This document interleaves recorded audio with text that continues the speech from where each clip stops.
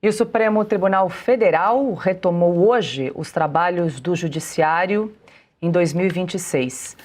A sessão solene de abertura aconteceu às 14h e marcou o retorno das atividades, como julgamentos e votações no plenário. O presidente da Corte, ministro Edson Fachin, destacou que o momento é de autocorreção e se comprometeu a apresentar um código de ética, que ficará sob relatoria da ministra Carmen Lúcia. A eminente ministra Carmen Lúcia, por ter aceitado a relatoria da proposta de um Código de Ética, compromisso de minha gestão para o Supremo Tribunal Federal. Vamos caminhar juntos na construção do consenso no âmbito deste colegiado. Impende dialogar e construir confiança pública, porque nesta reside a verdadeira força do Estado de Direito. E é para o cidadão que todo o sistema de justiça deve permanentemente se orientar. Reitero o compromisso ético que todos devemos ter no exercício das funções públicas.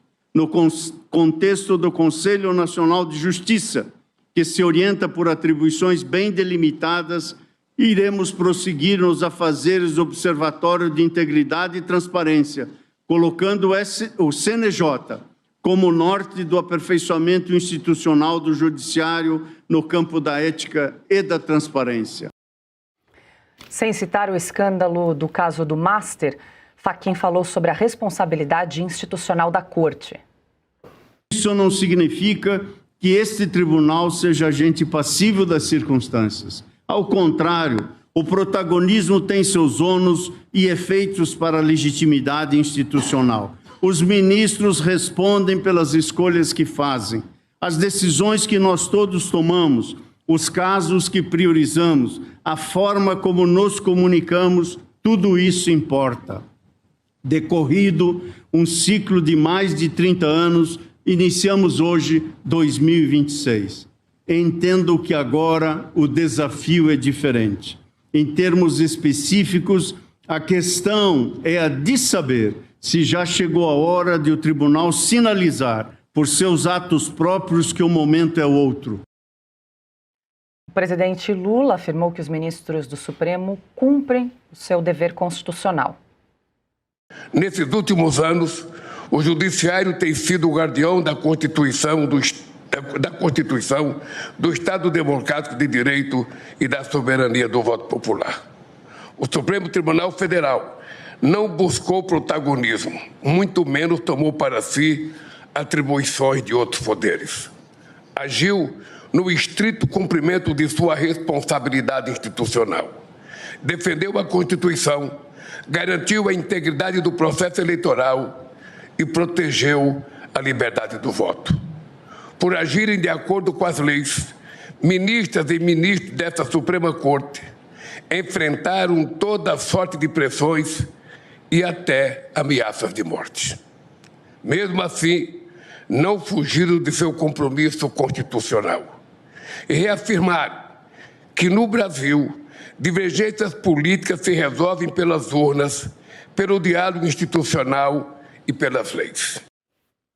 Bom, já o presidente da Ordem dos Advogados do Brasil, Beto Simonetti, defendeu a indicação do advogado-geral da União, Jorge Messias, para a vaga de ministro do STF. Também que cumprimento, com a permissão de Vossa Excelência, senhor presidente, nessa sessão, o advogado-geral da União, Jorge Messias. Destaco que é uma alegria para a advocacia ver seu nome indicado ao Supremo Tribunal Federal. Desejamos pleno êxito na sabatina que se aproxima, sendo certo que sua judicatura em muito irá contribuir para a garantia do Supremo Tribunal Federal em seu trabalho de defesa da Constituição, da democracia e também da advocacia. Também participaram da cerimônia os presidentes do Senado, Davi Alcolumbre, e da Câmara dos Deputados, Hugo Mota. O ministro Luiz Fux não participou do evento por conta de um diagnóstico de pneumonia e acompanhou a solenidade por videoconferência.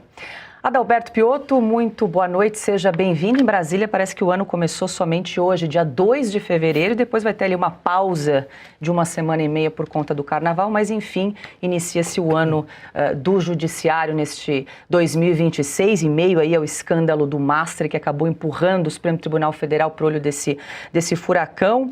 Com toda essa crise de imagem, quero te ouvir aí como é que você classifica o tom desse discurso de abertura do presidente do Supremo, Edson Fachin. Boa noite. Boa noite, Paula. Boa noite, Augusto, Marcília, Ana, todos que nos acompanham. Olha, nós temos que dar um depoimento aqui, eu particularmente tenho de fazê-lo. Me parece que, apesar de ainda muito distante do que realmente deveria ser do ponto de vista da realidade que vivemos, o Fachin é o único que parece que está no Brasil e dentro do Supremo Tribunal Federal. Os que vieram depois aí, como vimos, o Lula e o Beto Simonetti, não contam, porque as groselhas são demais, não tem absolutamente nada a ver. O ministro Fachin diz assim, construir confiança pública. Talvez o verbo devesse ser reconstruir a confiança pública, porque o Supremo a perdeu, por culpa dele próprio. Aí diz o seguinte, os ministros respondem pelas escolhas que fazem, e o Brasil pode também escolher processar ministros do Supremo Tribunal Federal livremente, porque se eles fizeram escolhas ruins, e convenhamos, fizeram, do ponto de vista meramente constitucional, e não vou nem entrar nos escândalos de corrupção dos quais estão sendo acusados, que aí é um pouco mais grave, mas e aí? Quando se desviaram da lei? Depois, diz o ministro Fachin, presidente da Corte, sinalizar que o momento é outro. Aqui, para mim, é o ponto, digamos, mais importante. Vem o Lula na sequência. Se ouviu antes ou se preparou o discurso antes, não importa, diz assim, que o Lula foi no sentido contrário. Ele parece que não ouviu absolutamente nada, não está vendo nada do que está acontecendo no Brasil, no Supremo Tribunal Federal, e tampouco o que diz o presidente da Corte. O Lula não entende nada do que está acontecendo, ou pior, entende e faz de conta que não. Depois vem o Beto Simonetti, presidente da OAB, fazendo defesa da candidatura do Messias. O Beto Simonetti, pelo histórico recente à frente da OAB, tem credibilidade zero para defender qualquer coisa. Mas, enfim, ele pode fazê-lo, porque no meu país a liberdade de falar o que você pensa existe. No dele, não, porque ele não defendeu os que queriam apenas se expressar nesse país. Paula.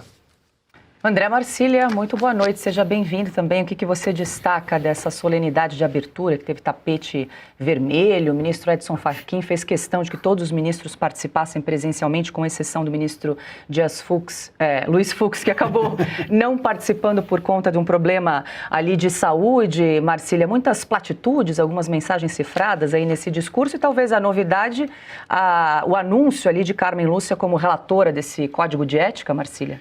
O tapete vermelho é bastante adequado, né, para esse nosso Supremo que tem se colocado bem próximo do marxismo, né? Aliás, lembro da fala do Gilmar, né? Quem aqui não admira o regime chinês? Né? Todos nós aqui admiramos o regime chinês, disse ele na corte, e até hoje nenhum ministro desmentiu.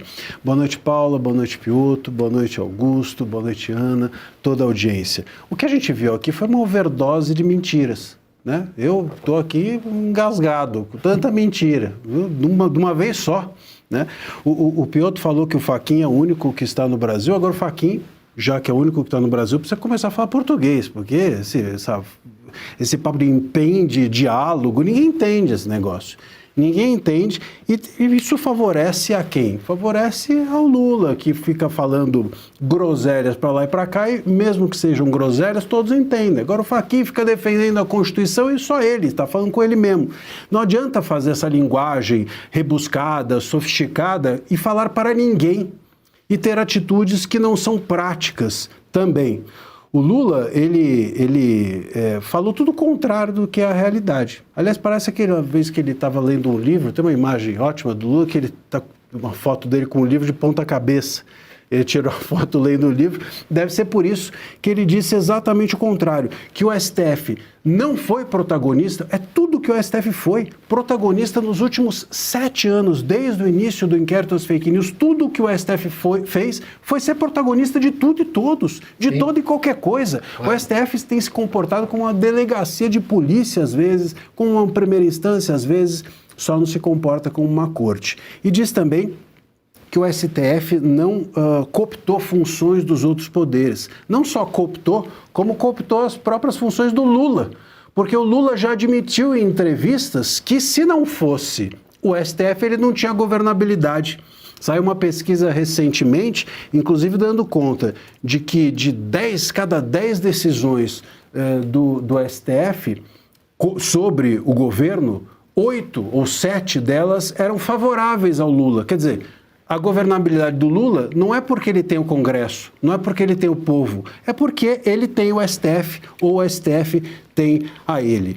Então, enfim, eu acho que o Fachin ou o Frachin, ao invés de fazer um código de conduta, ele devia fazer um dicionário, já que ele gosta tanto de usar palavras que, enfim, ninguém usa, mas só isso, nada além disso, porque esse código não vai dar em nada, esse código de conduta é para inglês ver, a conduta os ministros têm de ensinar e não aprender a tê-la, e estando nas mãos da Carmen, pior ainda, porque a Carmen, também vamos nos lembrar aqui, é a ministra do Censura só dessa vez, em 2022, quando censurou um documentário, permitiu que fosse censurado, e também a ministra dos 213 milhões de tiranos. Né? Se a liberdade de expressão for adiante, nós teremos 213 milhões de tiranos. Essa pessoa não está absolutamente habilitada a negociar conduta com ninguém. Então, enfim, o judiciário iniciou como terminou o ano passado, sem dizer nada e falando um monte de bobagem para a gente ouvir e lamentar.